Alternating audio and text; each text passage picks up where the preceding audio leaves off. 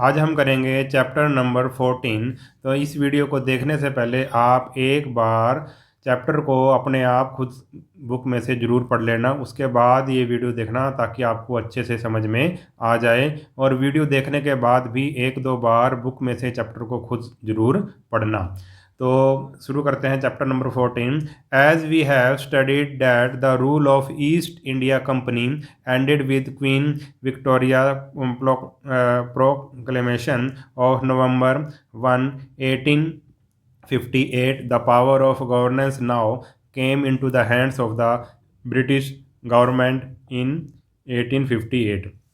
आपको पता है, पिछले आपने चैप्टर में पढ़ा होगा कि भाई कैसे ईस्ट इंडिया कंपनी का राज जो था वो इंडिया से ख़त्म कर दिया गया, और अब इंडिया पे किसका राज शुरू कर दिया गया। अब क्वीन विक्टोरिया यानी कि इंग्लैंड यानी कि ब्रिटेन का राज अब वहाँ पे शुरू कर दिया गया 1 नवंबर 1858 से। क्योंकि पहले इंडिया पे कौन राज करती थी? ब्रिटिश ईस्ट इंडिया कंपनी राज करती थी, फिर उससे वो ले लिया गया और उसके बाद इंग्लैंड के सीधे हाथों में आ गई। ठीक है, इंग्लैंड की जो रानी है उसके हाथों में मतलब भारत की सत्ता आ गई। अब क्या है भाई, the power of governance now came into the hands of the British government in 1858, but the people of India still did not have any say in the government और in the formulation of policy. मगर जो India के लोगों पे तो कोई भी प्रभाव नहीं पड़ा। अभी भी उनको ना तो कोई गवर्नमेंट के साथ कोई मतलब गवर्नमेंट ने उनको कोई सुविधा दी, और ना ही जो पॉलिसीज़ बनी, जो नई पॉलिसीज़ बनी उसमें मतलब इंडियंस को शामिल नहीं किया गया। The resentment surfaced in the form of different rebellions and subsequently later on gave rise to the birth of Indian national movement. तो जो भी मतलब लोगों के अंदर क्या थी, रिसेंटमेंट थी यानी कि गुस्सा था। ठीक है, तो अब ये गुस्सा किस में बदल गया? रेबियल रेबेलियंस में बदल गया, यानी कि अब लोग विरोध करना लोगों ने शुरू कर दिया। और बाद में क्या भाई, इंडियन नेशनल मूवमेंट की क्या हुई भाई, शुरुआत हुई, एक तरह से जन्म हुआ। अब लोगों ने समझना शुरू कर दिया, आज़ादी की कीमत उनको पता लगनी शुरू हो गई और लोग इकट्ठा होने शुरू हो गए और इंडियन नेशनल मूवमेंट की शुरुआत हुई। संघर्ष की हमारी शुरुआत हुई आज़ादी लेने के लिए। Many political associations were formed to express the problem of Indians, but they were restricted to some part of India। बहुत से ऐसे पॉलिटिकल एसोसिएशन बनाई गई, पार्टीज बनाई गई इंडियन की प्रॉब्लम को बताने के लिए, but they were restricted to some part of India, मगर वो इंडिया के कुछ ही पार्ट्स में थी। For example, in 1876 Surendranath Banerjee established the Indian association in Calcutta. Surendranath Banerjee ji ने क्या की भाई, इंडियन एसोसिएशन की शुरुआत की कहाँ से? कलकत्ता से। आगे है formation of Indian national Congress, कि इंडियन नेशनल कांग्रेस की शुरुआत कैसे हुई। The Indian national Congress was formed in December 1885 by A O Hume, a retired British officials. ए मतलब कांग्रेस की स्थापना किसने की थी भाई? इन 1885 में ए ओ ह्यूम जो एक अंग्रेज रिटायर अफसर था, he was supported by 72 educated Indian delegates from different region of the country. और उसको किसने सपोर्ट किया था? 72 एजुकेटेड इंडियन जो थे, पढ़े लिखे इंडियन थे और देश के अलग अलग क्षेत्रों से आए हुए थे, उन्होंने इनको सपोर्ट किया। इन्होंने मिलकर एक पार्टी बनाई जिसका नाम रखा गया Indian national Congress. The first meeting of the Indian national Congress took place in Bombay under the presidentship of W C. Banerjee. और डब्ल्यू.सी. बनर्जी को इनका फर्स्ट प्रेसिडेंट बनाया गया, अध्यक्ष बनाया गया। ठीक है, और इसकी बॉम्बे में पहली मीटिंग की गई। Gradually the Congress became the backbone of the national movement 1885 to 1947। और धीरे धीरे ये जो कांग्रेस पार्टी है ये एक तरह से बैकबोन बन गई नेशनल मूवमेंट की। The early phase of the Congress was influenced by the leader who were referred as moderates 1885 to 1905। शुरू में जो कांग्रेस थी वो उस पर किसका प्रभाव था? ऐसे लीडर्स का प्रभाव था जिनको मॉडरेट्स कहा जाता था। ठीक है, अब इनके बारे में हम पढ़ेंगे कि मॉडरेट्स क्या होता है। हिंदी में इसको बोलते हैं भाई नरमपंथी, जो एक तरह से नरम नेता थे। और दूसरे नेता थे वो थे रेडिकल्स, उनको गरमपंथी कहा गया। चलो आप पढ़ते हैं इसके बारे में, नरम दल और गरम दल। ठीक है, ये नरम थे बिल्कुल, मतलब कहने का मतलब इनकी ये सॉफ्ट विचार थे इनकी। The moderates had complete faith in the British. जो मॉडरेट थे, नेता थे जो कांग्रेस के शुरू के, वो उनमें ब्रिटिश में उनका पूरा विश्वास था। They adopted moderate way to pursue their goal. वे मॉडरेट मतलब वेज अपनाते थे, रास्ता अपनाते थे। The main demand were to, उनकी मेन डिमांड क्या थी उसके बारे में पढ़ेंगे। क्या थी मॉडरेट्स की demand? Have representative institution in the whole country for the welfare of the people. पूरे देश में क्या बनाए जाएँ? लोगों की भलाई के लिए इंस्टीट्यूट बनाए जाएँ। Create provincial legislative council in all provinces.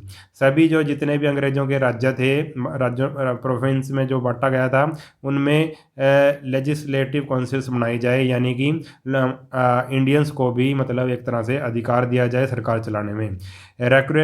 Recruit Indians for higher position in the administration.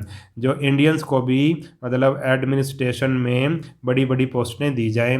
Hold civil services examination in India, और सिविल सर्विसेज एग्ज़ाम इंडिया में किया जाए। Ensure the growth of Indian industries and handicraft.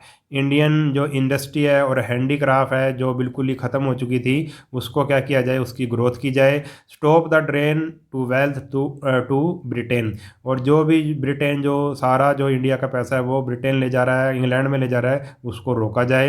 And the exploitation of Indian resources and people. जो India के resources का जो अंग्रेज ज़्यादा ही एक्सप्लोइट कर रहे थे, उसको रोका जाए। और जो इंडियन के पीपल है उनको भी क्या दी जाए? राहत दी जाए, उनके साथ एक्सप्लोटेशन नहीं किया जाए। द प्रोमिनेंट मॉडरेट लीडर वर गोपाल कृष्ण गोखले, दादा भाई नरोजी, सुरेंद्र नाथ बनर्जी, फिरोज शाह मेहता, महादेव गोविंद रानाडे, बदरुद्दीन तैयब जी एंड अदर्स। ये कुछ ऐसे नेता थे जो मॉडरेट्स नेता थे। ठीक है, during the period plague and famine killed thousand of Indians. उस समय क्या हो गया भाई? प्लेग फैल गया और फैमिन यानी कि अकाल पड़ गया, जिससे बहुत सारे इंडियंस मारे गए। The economic condition were miserable. और जो देश की जो इकोनॉमिक कंडीशन थी वो बहुत ही ख़राब हो गई। Young Indian disgusted by the British callousness were inspired by the common people of Ethiopia, Japan and Russia who rose against the oppressors. जो यंग इंडियन थे, जवान लोग थे, जो मतलब ब्रिटिश की जो कठोरता से मतलब तंग आ चुके थे, वो किससे इंस्पायर हुए? इथोपिया से, जापान से, रशिया से इंस्पायर हुए, क्योंकि वहाँ के लोगों ने मतलब क्या किया था? मतलब एक तरह से विरोध करना वहाँ शुरू कर दिया था। तो हमारे इंडियंस के यंग इंडियंस थे जो, उन्होंने भी उनको देखा और उनसे प्रेरणा ली। अरबिंदो घोष, लाला Lajpat Rai, Bal Gangadhar Tilak and Bipin Chandra Pal emerged as new leaders and were known as radicals। अब कुछ नए नेता आए, नए नेता इमर्ज हुए, जैसे कि अरबिंदो घोष, लाला लाजपत राय और बाल गंगाधर तिलक, बिपिन चंद्र पाल। ये अब वैसे नरम नहीं थे, ये इनको क्या कहा गया? इनको कहा गया रेडिकल्स। अब इनके थोड़े विचार कैसे थे? थोड़े इनके मतलब आप ये कह सकते हो कि थोड़े उग्र विचार थे इनके, बिल्कुल शांत विचार वाले नहीं थे। ये सिर्फ क्या चाहते थे भाई? ये धरना करते थे, आज़ादी के लिए नारे लगाते थे, ऐसे ये काम करते थे। They did not believe in appeals. ये अपील्स में विश्वास नहीं करते थे। They believed in action. ये एक्शन में विश्वास करते थे, प्रोटेस्ट करो, हड़ताल करो, नारे लगाओ। ठीक है, ये ऐसे काम करते थे। They propagated Indian culture and Hinduism. और इन जो नेता थे, जो रेडिकल जिनको कहा गया, उन्होंने इंडियन कल्चर और जो हिंदुइज्म को उसको प्रोपेगेट कराया, उसको फैलाया, उसको बढ़ाया। डू यू नो में है the moderates believed in ideas rather than action. जो मॉडरेट्स थे, जो नरम दल के नेता थे, वो क्या करते थे भाई? वो एक्शन की बजाय भाई किसमें? आइडिया पे, विचारों पे ज़्यादा बल देते थे। दे फॉलोड ए पॉलिसी, वो 3 Ps पॉलिसी, प्रेयर, पिटिशन और प्रोटेस्ट। उनकी पॉलिसी क्या थी? मतलब प्रार्थना करो, याचना करो, प्रोटेस्ट, और फिर बाद में लास्ट में प्रोटेस्ट करो। ये उनकी क्या थे, प्रोसीजर था। The critics term their policy as political begging, और जो आलोचना करने वाले हैं उन्होंने इनको क्या कहा, भाई ये तो क्या है, पॉलिटिकल बैगिंग है, एक तरह से राजनीतिक भीख मांगना है। ठीक है, यानी कि हम अपने देश में ही रह रहे हैं और हमारा ही देश है इंडिया, और अंग्रेजों से हम एक तरह से क्या मांग रहे हैं, भाई आज़ादी के लिए भीख मांग रहे हैं, तो ऐसा करना ठीक नहीं है। Bankim Chandra Chatterjee song Vande Mataram was sung in 1886 for the first time. Bankim Chandra Chatterjee ने वंदे मातरम लिखा, जो 1886 में पहली बार गाया गया। अब उसके बाद आ गया भाई पार्टीशन ऑफ बंगाल। बंगाल का पार्टीशन का मतलब बंगाल के टुकड़े कर देना, बंगाल का विभाजन कर देना। अब अंग्रेजों ने चाल चली एक, देखो पढ़ते हैं इसके बारे में। In order to weaken the national movement, जब उन्होंने देखा कि नेशनल मूवमेंट अब स्टार्ट हो चुका है, उसको कमज़ोर करने के लिए the British attacked the Hindu Muslim unity. अंग्रेजों ने यह सोचा कि अब जो हिंदू मुसलमान जो एक हो चुके हैं उनको आपस में लड़ाया जाए, उनको अलग अलग किया जाए। लॉर्ड कर्जन ने क्या चाल चली, Lord Curzon issued an order in July 1905 to partition Bengal. उन्होंने लॉर्ड कर्जन ने क्या किया, 1905 में बंगाल का विभाजन कर दिया। Though the official reason given by Britisher was that it was difficult to govern and collect revenue from such a big province. But people know that the Britisher wanted to divide the Indian and rule. Therefore, there were protest against the partition. अब अंग्रेज़ों ने इसका क्या कारण कहा, अंग्रेज़ों ने कहा कि भाई हम तो नहीं है, क्योंकि ये बंगाल बहुत बड़ा स्टेट है, इसलिए इसमें इसको गवर्न करना थोड़ा मुश्किल हो रहा है, इसलिए हम इसका विभाजन कर रहे हैं, इसके टुकड़े कर रहे हैं, दो पार्ट में इसको बांट रहे हैं। मगर हमारे जो इंडियंस लोग थे वो समझ गए और उन्होंने इसका क्या किया भाई, विरोध किया। दे प्रोटेस्ट अगेंस्ट, यानी कि हमारे इंडियंस ने विरोध किया। The day was observe as day of mourning, और इस दिन को बड़े ही दुख का दिन माना गया जिस दिन बंगाल का विभाजन हुआ। The swadeshi of one's own country boycott and national education were adopted as tool for achieving swaraj by the radicals. अब रेडिकल्स ने क्या किया, जो रेडिकल्स नेता थे उन्होंने क्या किया भाई, उन्होंने स्वदेशी मूवमेंट चलाई कि भाई अपने देश की ही चीज़ों का यूज़ करो, ठीक है, और दूसरी चीज़ों का क्या कर दो, बायकॉट कर दो। नेशनल एजुकेशन, अपनी जो नेशनल एजुकेशन को बढ़ाया जाए, जो भारत की जो पढ़ाई लिखाई को उसको बढ़ाया जाए। और स्वराज के लिए, स्वराज का मतलब अपने राज के लिए, कि हम भारत में तभी राज आएगा जब हम विदेशी चीज़ों का यूज़ नहीं करेंगे, अपनी नेशनल एजुकेशन को बढ़ाएंगे। इंडियंस बायकॉटेड फॉरेन गुड्स, इंडियंस ने जो जितनी भी फॉरेन गुड्स थी जो इंग्लैंड से आती थी सभी को क्या कर दिया, बायकॉट कर दिया। And used only Indian goods, और इंडियन जो चीज़ें बनती थी, इंडिया में बनती थी, उनका यूज़ करना शुरू कर दिया। Swaraj is my birth right and I shall have it, और the slogan of Tilak gave impetus to the attainment of swaraj meaning self rule. तो बाल गंगाधर तिलक ने नारा दिया, स्वराज मेरा जन्मसिद्ध अधिकार है और मैं इसे लेकर रहूँगा। Swaraj is my birth right and I shall have it. Swaraj का मतलब अपना राज, आज़ादी, ठीक है, कि भाई स्वराज मेरा अपना अधिकार है और मैं इसको लेकर रहूँगा। इस नारे ने बड़ी लोगों को क्या दी, प्रेरणा दी स्वराज पाने के लिए। Student played an important role, और स्टूडेंट ने भी एक इम्पोर्टेंट रोल अदा किया in these moment by cutting classes. Student ने क्लासेस का बायकॉट कर दिया। Picketing shops selling foreign goods, many women and join procession and picketing. अब जो भी फॉरेन गुड्स जो चीज़ें बेचती थी दुकानें, उनके आगे क्या देना शुरू कर दिया भाई, धरना देना शुरू कर दिया, मतलब एक तरह से उन दुकानों को बंद कर दिया। Many women also join procession and picketing, और कई जो लेडीज़ थी हमारे देश की, उन्होंने भी जुलूस में भाग लिया और पिकेटिंग यानी कि धरना दिया उन्होंने भी, वो भी इकट्ठी हो गई। ठीक है, तो बंगाल का देखो ये दे रखा है, बंगाल ये था 1904 में, ठीक है, ये था। अब फिर उन्होंने अंग्रेज़ों ने 1905 में जब इसका विभाजन किया तो उसको दो पार्ट में बना दिया गया। ये ईस्टर्न बंगाल, ये इसमें आसाम भी शामिल कर दिया गया, ये ईस्टर्न बंगाल है, और ये दूसरा जो पहले वाला बंगाल था, ठीक है, इसके दो टुकड़े कर दिए गए। इसी का लोगों ने क्या किया था भाई, विरोध किया था। तो the radical group among the Congress encourage अब रेडिकल ग्रुप था, वो किस चीज़ को एनकरेज करता था? वो करता था भाई लव फॉर स्वदेशी गुड, भाई अपनी चीज़ जो है स्वदेशी, सब का मतलब अपनी, देशी माने अपने देश की, अपने देश की चीज़ों का यूज़ करो।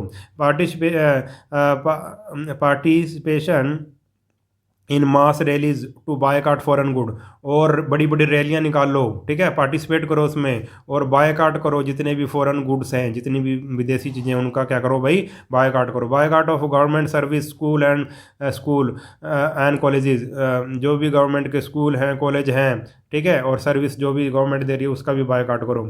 Surrender to titles conferred by the British, और ब्रिटिश ने जिसको भी कोई सम्मान दिया है या टाइटल दिया है इंडियंस लोगों को, वो वापस लौटा दो, ठीक है, उसका कोई फ़ायदा नहीं। Swadeshi movement spread from Bengal to Maharashtra, अब स्वदेशी मूवमेंट फैल गया, स्प्रेड फ्रॉम बंगाल से महाराष्ट्र तक फैल गया, एंड पंजाब, और पंजाब में भी। The government suppressed the movement during this period, Dadabhai Naoroji presided over the Calcutta session of Congress in 1906। अब ये जो अंग्रेज़ों ने क्या करा भाई, इस मूवमेंट को एक तरह से दबा दिया, और इसी पीरियड में दादा भाई नौरोजी ने कलकत्ता में एक सेशन लिया, एक मीटिंग बुलाई 1906 में। A call was given for attainment of swaraj self government, और क्या नारा दिया गया कि भाई अब हमें क्या चाहिए, स्वराज चाहिए, सेल्फ गवर्नमेंट चाहिए, अपनी सरकार हम खुद चलाएंगे। The difference between the moderates and the radical came to head during the Surat session in 1907। और ये जो मॉडरेट नेता थे और जो रेडिकल नेता थे, इनके बीच में डिफरेंस था। जो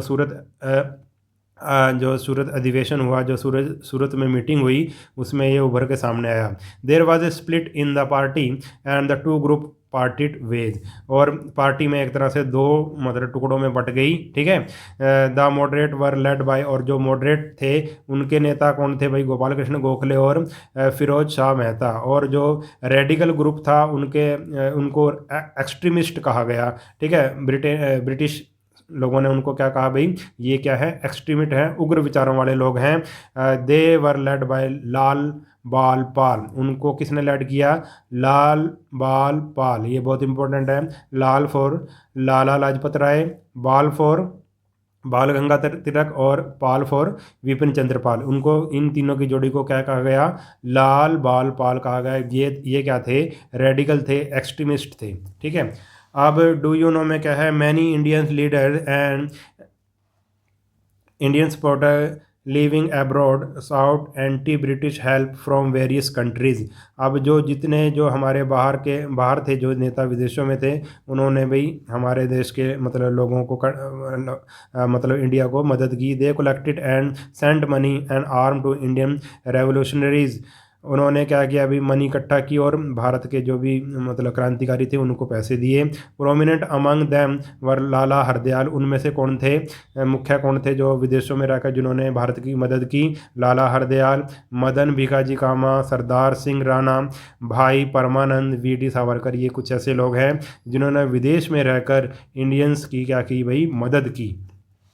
आगे है भी फॉर्मेशन ऑफ मुस्लिम लीग। अब अंग्रेज़ों ने एक चाल और चली, पहले बंगाल का विभाजन किया, अब एक चाल और चल दी अंग्रेज़ों ने, जो मूवमेंट को क्या करने के लिए, वीक करने के लिए, नेशनल मूवमेंट को। The Britisher were practising the policy of divide and rule, British इस पॉलिसी पे चलते थे, डिवाइड करो और रूल करो, ठीक है। टू वीकन द नेशनलिस्टिक, जो मूवमेंट थी हमारी, नेशनल मूवमेंट थी, उसको वीक करने के लिए उन्होंने एक चाल चली। They encourage the Muslim to form a separate organisation of their own, उन्होंने मुस्लिमों को भड़का दिया कि आप एक अलग से अपनी एक ऑर्गेनाइजेशन बनाओ। मुस्लिम लीग वाज फॉर्म्ड इन, और फिर मुस्लिम लीग बना दी गई 1906 में आगा खां के द्वारा, the religious head of Muslim sect and Nawab Salimullah of Dhaka, ठीक है। इन्होंने मिलकर, आगा खान और नवाब सलीमुल्लाह ऑफ ढाका ने मिलकर क्या बना दी भाई, मुस्लिम लीग की 1906 में स्थापना कर दी। उसके बाद आया भाई मोरले मिंटो रिफॉर्म, 1909 में मोरले मिंटो रिफॉर्म आया। इसमें भी अंग्रेजों की एक चाल ही थी। The British government announced Morley Minto reform to pacify the moderates, उन्होंने मॉडरेट्स को शांत करने के लिए, जो मॉडरेट्स नेता थे उनको शांत करने के लिए एक रिफॉर्म लेके आए, एक सुधार लेके आए, जिसका नाम था Morley Minto reform. But the reform did not pay any heed to the demand of the Indian for swaraj, मगर जो ये जो मोरले-मिंटो रिफॉर्म था, इसने इंडिया के स्वराज मतलब आज़ादी के लिए या खुद के राज के लिए कुछ भी इसने इसमें कुछ भी ऐसा नहीं था जिससे इंडियंस को कोई फ़ायदा हो। मुस्लिम वर ग्रांटेड सेपरेट इलेक्ट्रो इलेक्टोरेट यानी कि रिप्रेजेंटेशन। इसमें देखो अंग्रेजों ने फिर से चाल चली है कि इसमें मुस्लिम्स को था, जो मुस्लिम लोग थे उनको अलग से क्या कह दिया भाई, उनको अलग से कुछ रियायतें देनी शुरू कर दी, ठीक है, चुनाव लड़ने के लिए। This reform was a further threat to the Hindu Muslim unity in the national movement. अब नेशनल मूवमेंट को फिर से मतलब उन्होंने हिंदू मुस्लिम को अलग करने की कोशिश की। मतलब इन्होंने क्या किया भाई, मुसलमानों को कुछ विशेष अधिकार दे दिए चुनाव लड़ने की, ठीक है, इससे मतलब कि ताकि हिंदू और मुस्लिमों में क्या हो जाए, दरार पड़ जाए। The moderates opposed it and the struggle for Swaraj become more intense. और मॉडरेट्स ने इसका क्या किया भाई, अपोज किया, इसका विरोध किया, और जो स्वराज के लिए जो हमारा स्ट्रगल थी वो और भी ज़्यादा तेज हो गई। अब home rule league in 1916 an Irish lady Mrs. Annie Besant established the Home Rule League in Madras and Bal Gangadhar Tilak established it in Maharashtra। अब 1916 में क्या भाई, एक आयरिश लेडी थी मिसिज एनी बेसेंट, उन्होंने होम रूल की league की स्थापना की और बाल गंगाधर तिलक ने इसकी महाराष्ट्र में स्थापना की। द पर्पज़, और इसका पर्पज़ क्या था, the purpose of League was to attain self government. और इसका पर्पज़ था कि भारत में क्या हो भाई, सेल्फ गवर्नमेंट हो, यानी कि इंडिया के लोगों को गवर्नमेंट में हिस्सा दिया जाए, इंडिया के लोग ही इंडिया की गवर्नमेंट को चलाएं। इसका मेन पर्पज़ ये था। The British government try to crush the movement but the agitation continued. British ने इसको दबाने की कोशिश की, मगर ये जो एजिटेशन है, ये संघर्ष है, ये लगातार चलता रहा। लखनऊ पैक्ट ऑफ 1916, इसमें क्या था, in 1916 the moderate and radical reunited to strengthen the national movement after 9 years and signed a joint pact at Lucknow with the Muslim League. अब क्या हुआ भाई, अब देखो 1916 में दोबारा से जो रेडिकल हैं वो मॉडरेट हैं वो मिल गए और मुस्लिम लीग भी उनके साथ आ गई। तीनों आपस में क्या गए, मिलकर उन्होंने एक क्या कर लिया भाई, आपस में समझौता कर लिया, मतलब नेशनल मूवमेंट को मजबूत करने के लिए। They jointly demanded self rule for India. और इन तीनों ने मिलकर क्या किया भाई, इन तीनों एक तरह से पार्टियों ने मिलकर क्या किया कि भाई इंडिया में क्या होना चाहिए भाई, सेल्फ रूल होना चाहिए। उसके बाद है भाई arrival of Mahatma Gandhi on the Indian political scene. अब क्या हुआ भाई, अब महात्मा गांधी की एंट्री होती है किसमें, इंडिया में, इंडिया के पॉलिटिकल सीन में महात्मा गांधी की एंट्री होती है। ये वीडियो हम अगले पार्ट में करेंगे, इस वीडियो में हम इतना ही करेंगे, नेक्स्ट पार्ट में मिलते हैं, तब तक के लिए नमस्कार।